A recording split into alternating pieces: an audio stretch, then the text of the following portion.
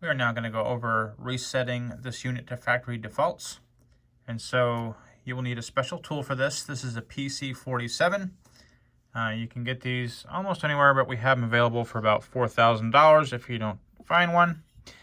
And there is a hole underneath the antenna right here, and that has a little button inside it. So you just want to get a paper clip and just press that button for about 5 seconds. A little click, 2, 3, 4, 5. Now when you let go, what will happen is the ready light will flash solid for a little bit, and then it'll go back to blinking, and that means that it has been reset. Just takes a second, there's a solid, and now it is back to the factory default, which has the SSID of the USR dash number.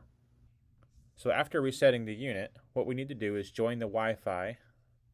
And if we go to our Wi-Fi, it will be USR-W610, and these last 4 digits are going to change based on your unit. So go ahead and click on that.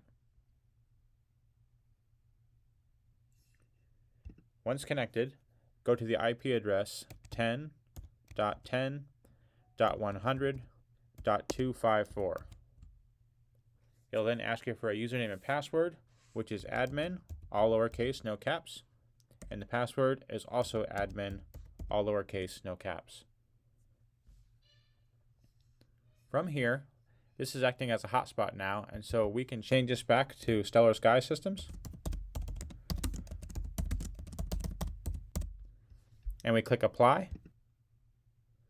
And then on our access point interface, we want to change the IP address to 192.168.1.245. We want to click apply. And in the application setting, we want to change the baud rate to 9600. And then again, click apply. Now at this point, we're going to restart the unit. So we're going to go to device management. We're going to go ahead and click on restart. And while the unit reboots, the Wi-Fi ID is going to change. The SSID will now read Stellar Sky Systems, and you should be ready to go. From that point, you can configure it to connect to your home network or connect to it directly via the iPhone app. After connected to Stellar Sky Systems network, we can go ahead and verify that by going to the IP address of the unit, which is 192.168.1.245.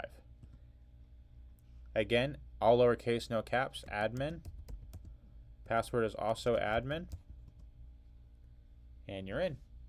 Now you'll be able to control your Stellar Sky system. Thanks for watching.